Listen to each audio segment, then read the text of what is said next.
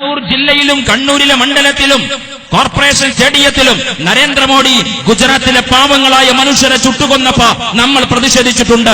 ബാബറി മസ്ജിദിന്റെ താഴികക്കുടങ്ങളിലേക്ക് RSSകാരൻ ഇരച്ചു കയറിയപ്പോ നമ്മൾ പ്രതിഷേധിച്ചിട്ടുണ്ട്. ഏക സിവിൽ കോഡിന്റെ പേര് പറഞ്ഞ് മുത്തലാഖിന്റെ പേര് പറഞ്ഞ് ഇസ്ലാമിക ശരീഅത്തിന്റെ കഴുത്തിന് പിടിച്ചപ്പോ നമ്മൾ പ്രതിഷേധിച്ചിട്ടുണ്ട്. അപ്പൊ പലരും പറഞ്ഞു അതൊക്കെ മുസ്ലിങ്ങളുടെ കാര്യമല്ലേ, ബാബരി മസ്ജിദ് ഇസ്ലാമിന്റെ കാര്യമല്ലേ, ശരീഅത്തും ഇസ്ലാമിന്റെ കാര്യമല്ലേ, ഗുജറാത്തിലെ പാവങ്ങളായ മനുഷ്യർ അവരോ അതും ഇസ്ലാമിന്റെ കാര്യം, ഞങ്ങളെ ബാധിക്കുന്ന പ്രശ്നമല്ല. ഇപ്പൊ ആ പറഞ്ഞവനൊക്കെ വരി നിൽക്കുകയാണ്. നമുക്ക് നമ്മുടേതായ ഈ അവസ്ഥയിൽ സങ്കടമുണ്ട്. പക്ഷേ ശരീഅത്തിന്റെ പേരിൽ ഇന്ത്യയിലെ മുസ്ലിങ്ങൾ മാത്രമാണ് വരി നിൽക്കേണ്ടി വന്നത്. ഗുജറാത്ത് കലാപത്തിന്റെ പേരിൽ രാജ്യത്തിലെ മുസ്ലിങ്ങൾ മാത്രമാണ് വരി നിൽക്കേണ്ടി വന്നത്.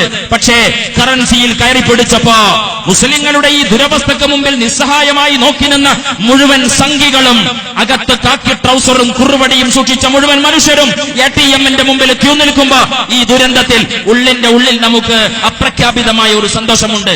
അനുഭവിക്കട്ടെ എന്ന സന്തോഷമാണ്. സോഷ്യൽ മീഡിയയിലെ കുട്ടികളൊക്കെ എത്ര വലിയ പ്രാർത്ഥനയിലാണ്. ജപ്പാനിലേക്ക് മോഡി പോയി എന്ന് പറഞ്ഞപ്പോ ആളുകളൊക്കെ കൊതിച്ചുപോയി. ഏതാ ജപ്പാൻ? 8ാം ക്ലാസ്സിലെ ജോഗ്രഫി ക്ലാസ് ടീച്ചർ ക്ലാസ് എടുത്തപ്പോ ഒരു ദിവസം 3 വീതം എന്ന മട്ടില് ഭൂകമ്പം നടക്കുന്ന നാടാണ് ജപ്പാൻ എന്ന് പഠിപ്പിച്ചിട്ടുണ്ടായിരുന്നു.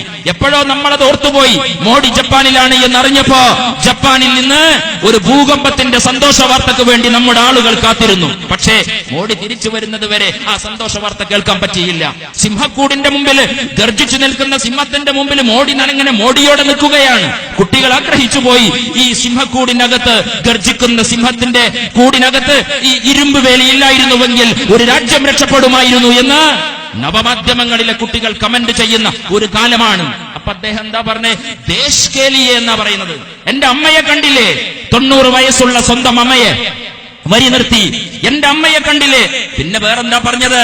എന്റെ ഭാര്യ, ഞാൻ എന്റെ കുടുംബത്തെ ഉപേക്ഷിച്ചത്, എന്റെ കുടുംബത്തെ ഞാൻ ഉപേക്ഷിച്ചത് രാജ്യത്തിന് വേണ്ടിയാണ് എന്ന് പറയുകയാണ് മോഡി. ഞാൻ പറഞ്ഞല്ലോ, ഇന്ത്യയുടെ സൈന്യത്തോടാണ്.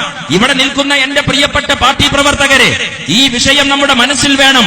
ധനകാര്യമന്ത്രിയോട് ചോദിക്കാതെ, ധനകാര്യ സെക്രട്ടറിയോട് ചോദിക്കാതെ, RBIയുടെ ഏതാനും ബ്യൂറോക്രാറ്റുകളോട് മാത്രം ചോദിച്ച് മോദി നടത്തിയ ഈ തോന്നിവാസമുണ്ടല്ലോ, ആ തോന്നിവാസത്തിന് അദ്ദേഹം അനുമതി ചോദിച്ചത് രാജ്യത്തിന്റെ സൈന്യത്തോടാണ്.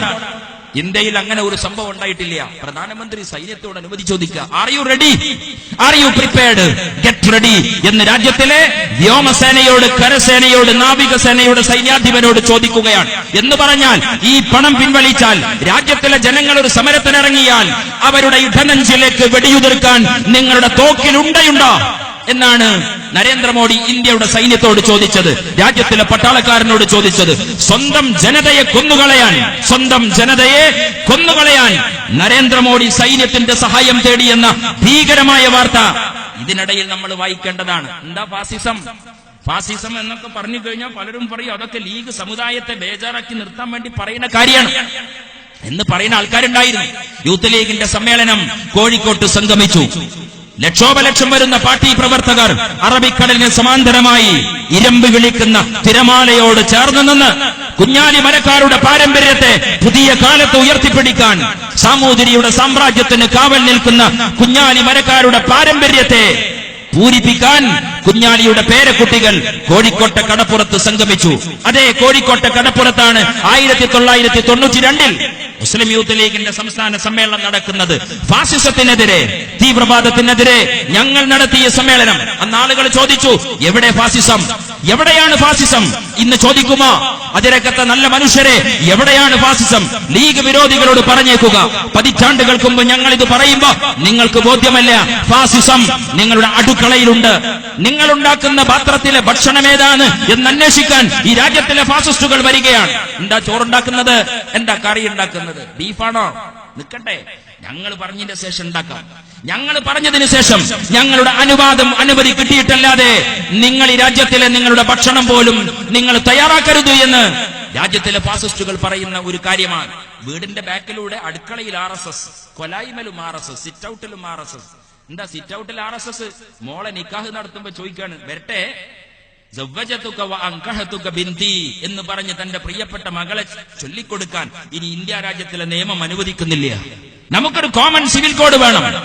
രാജ്യത്തിലെ മുസ്ലിം സമൂഹം അവരുടെ വിശ്വാസമായി കൊണ്ടു നടക്കുന്ന ശരീഅത്തിനെതിരെ നരേന്ദ്രമോദി ഒരു മാസം മുമ്പ് എന്താ പറഞ്ഞത്? എനിക്ക് മുസ്ലിം സമുദായത്തിലെ പെൺകുട്ടിയുടെ കണ്ണീര് കാണുമ്പോൾ സങ്കടമാണ് എന്നാ പറഞ്ഞത്. മുസ്ലിം സമുദായത്തിലെ പെണ്ണിന്റെ കണ്ണീര് കാണുമ്പോൾ സങ്കടമാണ്. എന്താ കാര്യം? മുത്തലാഖിന്റെ പേരിൽ അവൾ വീട്ടിൽ കഷ്ടപ്പെടുകയാണ്.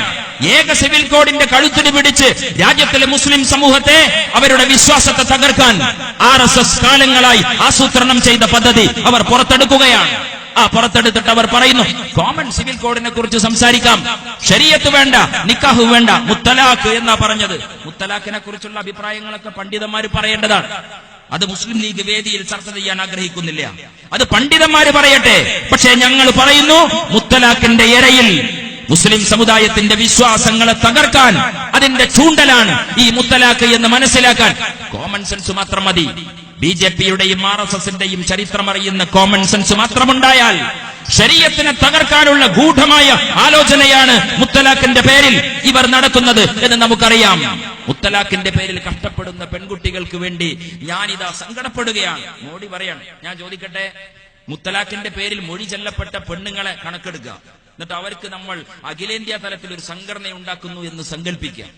തലാഖ് ചൊല്ലി വിവാഹമോചനം ചെയ്യപ്പെട്ട് വീടുകളിൽ ഇരിക്കുന്ന പെണ്ണുങ്ങൾ ഒരു സംഘടനയുണ്ടാക്കിയാൽ ആ സംഘടനയുടെ അഖിലേന്ത്യാ പ്രസിഡന്റ് ആരാകണം? സംശയമില്ല, നരേന്ദ്രമോദി എന്ന ഇന്ത്യൻ പ്രധാനമന്ത്രി മൊഴി ചൊല്ലി വീട്ടിലിരിക്കുന്ന മോഡിയുടെ കെട്ടിയോളായിരിക്കും അതിന്റെ അഖിലേന്ത്യാ അധ്യക്ഷ. കിട്ടിയിട്ടുണ്ടോ കിട്ടിയിട്ടില്ല എന്നറിയില്ല. ആദ്യത്തെ തെരഞ്ഞെടുപ്പ് പ്രകടന പത്രികയുടെ നോമിനേഷൻ കൊടുക്കുന്ന സമയത്ത് whether you married or not എന്ന് ചോദിച്ചപ്പോ യെസ് ഓർ നോ എന്ന് എഴുതിയില്ല. പണ്ട് മാർക്സിസ്റ്റ് ഇന്ത്യ ചൈന യുദ്ധം നടക്കുന്ന സമയത്ത് ഇന്ത്യയുടെ അതിർത്തി ചൈന കവർന്നപ്പോ EMSനോട് ചോദിച്ചു, ആ ഭാഗം ഇന്ത്യയുടേതാണെന്നാണോ ചൈനയുടേതാണെന്നാണോ നിങ്ങളുടെ അഭിപ്രായം? EM ശങ്കരൻ നമ്പൂതിരിപ്പാട് അന്ന് പറഞ്ഞൊരു ഉത്തരണ്ട്, ഇന്ത്യ ഇന്ത്യയുടേതെന്നും ചൈന ചൈനയുടേതെന്നും പറയുന്ന പ്രദേശം. മാർക്സിസ്റ്റ് പാർട്ടി എന്നും അങ്ങനെയാണ്. ബാബരി മസ്ജിദ് രാമജന്മഭൂമി ഉണ്ടായപ്പോ ചോദിച്ചു, ഇത് രാമജന്മഭൂമിയാണോ അതോ ബാബരി മസ്ജിദാണോ? അപ്പോൾ പറഞ്ഞു, പള്ളിക്കാർ പള്ളിയുടേതെന്നും ക്ഷേത്രക്കാർ ക്ഷേത്രക്കാരുടേതെന്നും പറയുന്ന കെട്ടിടം എന്ന് പറഞ്ഞു കഴിഞ്ഞാൽ മാണ്ടണം അല്ലെ? ഒന്നുകിൽ വേണമെന്ന് പറയണം, അല്ലെങ്കിൽ വേണ്ടെന്ന് പറയണം. അത് ആണുങ്ങളുടെ സ്വഭാവമാണ്. ആണും പെണ്ണും കെട്ടവരുടെ സ്വഭാവമാണ് വേണ്ടണം എന്നുള്ളത്. അങ്ങനെ നയങ്ങളും നിലപാടുകളും പറയാതെ ഏത് കാലഘട്ടത്തിലും ഉഴപ്പൻ സമീപനം നടത്തുന്ന CPM. അതുപോലെ നരേന്ദ്രമോദി ചോദിച്ചു, നിങ്ങൾ പെണ്ണെട്ടിക്കണമെന്ന് ചോദിച്ചു, ഉണ്ടെന്നും പറഞ്ഞില്ല, ഇല്ല എന്നും പറഞ്ഞില്ല. നരേന്ദ്രമോദിയുടെ ഭാര്യയോട്, നിങ്ങൾ ഭാര്യയാണോ? അറിയില്ല. നിങ്ങൾ വിധവയാണോ? അറിയില്ല. സ്വന്തം ഭാര്യയെ വീട്ടിലാക്കി. നരേന്ദ്രമോദിയുടെ പ്രധാനമന്ത്രിയുടെ വസതിയിൽ രാജ്യത്തിലെ Z കാറ്റഗറി പ്രൊട്ടക്ഷനോടെ കഴിയേണ്ട പെണ്ണിനെ വീട്ടിലാക്കി. രാജ്യത്തിലെ മൊഴി ചൊല്ലുന്ന മുസ്ലിം പെണ്ണിന്റെ പേരിൽ കണ്ണീരൊഴുക്കുകയാണ് മോഡി. ഇസ്ലാമിന്റെ പേരാണ് ഇത്. ശരീഅത്ത് മുത്തലാഖൊന്നല്ല, ഇസ്ലാമിനെതിരെയുള്ള യുദ്ധപ്രഖ്യാപനമാണ്.